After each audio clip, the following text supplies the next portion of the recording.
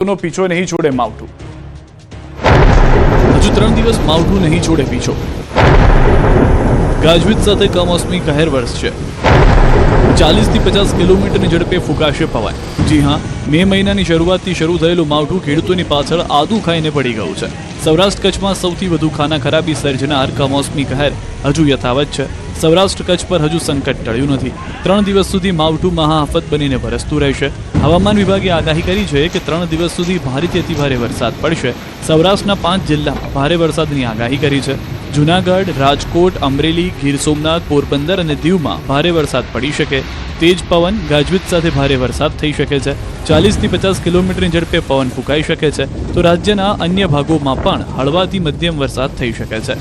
વરસાદની સાથે બફારો પરસેવો છોડાવી દેશે। 5 દિવસમાં તાપમાન 3 થી 5 ડિગ્રી સુધી વધી શકે છે। અમદાવાદમાં 38 डिग्री तापमान रहने की शक्यता है। और डे 2 की बात करेंगे तो डे 2 के लिए गुजरात रीजन और सौराष्ट्र कच्छ में आइसोलेटेड प्लेसेस पे लाइट टू मॉडरेट रेन साथ में थंडरस्टॉर्म की वार्निंग है। और डे 3 के लिए गुजरात रीजन और सौराष्ट्र और कच्छ रीजन के लिए लाइट टू मॉडरेट रेन का पूर्वानुमान है।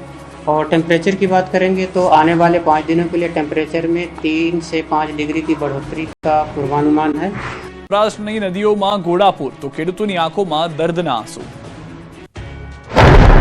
સૌરાષ્ટ્ર કચ્છમાં માવઠું એવું આફત બનીને વરસ્યું કે ભર ઉનાળે નદીઓમાં ચોમાસાની માફક ગાંડીતુર બની। નદીમાં ઘોડાપૂરના દ્રશ્યો સાવરકુંડલાની નાવલી નદીના છે। સાવરકુંડલાના ધજડીપરા વિસ્તારમાં માવઠાએ એવી સટાસટી બોલાવી કે નાવલી નદી પરનો ચેકડેમ ઓવરફ્લો થયો। જાણે ચોમાસું જામ્યું હોય તે રીતે વરસાદે માજા મૂકતા નદીમાં ઘોડાપૂર આવ્યું। કાળઝાળ ગરમી વચ્ચે ચેકડેમ છલકાતા ખેડૂતોને દુઃખી થવાનો વારો આવ્યો। સાવરકુંડલા શહેર તેમજ આસપાસના વિસ્તારોમાં મુશળધાર વરસાદ વરસ્યો। આ આફતરૂપી વરસાદને કારણે ખેડૂતોને રડવાનો વારો આવ્યો। સાવરકુંડલા શહેર ધોધમાર વરસાદ તૂટી પડતા શહેર પાણી થઈ ગયું। સાવરકુંડલા, કાના તળાવ, હાથસણી, ચરખડિયા સહિતના ગામોમાં ભારે વરસાદથી રોડ પર નદીઓ વહી। વીજળીના કડાકા ભડાકા સાથે તીવ્ર ગતિથી વરસાદ તૂટી પડતા ખેતરો પાણી થયા। ખાંભા અને ધારી પંથકમાં પણ કમોસમી વરસાદ પડ્યો। આ તરફ ધારીમાં પણ ધનાધન માવઠું ત્રાટક્યું હતું।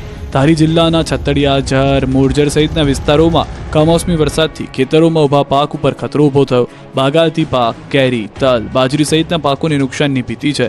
વરસાદ વરસતા રસ્તા ઉપર વરસાદી પાણી વહેતા થયા। ગીર સોમનાથમાં પણ ગાજવીજ સાથે કમોસમી કહેર તૂટી પડ્યો હતો। એક દિવસના વિરામ બાદ ગીર ગઢડાના ગ્રામ્ય વિસ્તારોમાં અનરાધાર આફત વરસી હતી। વરસાદના કારણે ખેડૂતોની ચિંતા વધી ગઈ। કઠોળ, તલ, કેસર કેરી સહિતના પાકને વ્યાપક નુકસાનીની ભીતિ છે। જૂનાગઢ જિલ્લાના કેશોદ પંથકમાં પણ કડાકા ભડાકા સાથે માવઠાની સવારી આવી પહોંચી હતી।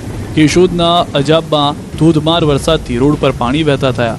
ભારે ઉકળાટ વચ્ચે બપોરથી માવઠાએ મંડાણ કર્યું। ધોધમાર વરસાદ વરસતા વાતાવરણમાં ઠંડક પ્રસરી। આ દ્રશ્યો અમદાવાદના છે। અહીં વરસાદ વગર પાણી ભરાયા। શહેરના વંદે માતરમ રેલવે ક્રોસિંગ પાસે વગર વરસાદે પાણી ભરાયા। પાણીમાં રોડ ડૂબી જતા લોકોને પાણી વચ્ચેથી પસાર થવું પડ્યું। ગંદકી, કચરો અને પાણી ભરાઈ જવાની સમસ્યાથી લોકો પરેશાન થયા। વારંવાર ફરિયાદો છતાં નિરાકરણ ન આવતા લોકોમાં રોષ ફેલાયો છે। અમરેલી જિલ્લામાં સતત વરસાદી માહોલ। ધારી તાલુકાના ગ્રામ્ય વિસ્તારો વરસાદમાં જોવા મળ્યા છે। ખીચા, દેવળા, છતડિયા સહિતના ગામમાં કમોસમી વરસાદનો કહેર છે। ઉનાળાની મોસમમાં ધારી તાલુકાના નદીના વહેણ વહેતા થયા હતા। લીંબડિયા અને હેમરાજ્યો નદીમાં ધસમસતા પાણી ખેતરો તથા આજુબાજુના પડતર વિસ્તારોમાં ભરાઈ ગયા હતા।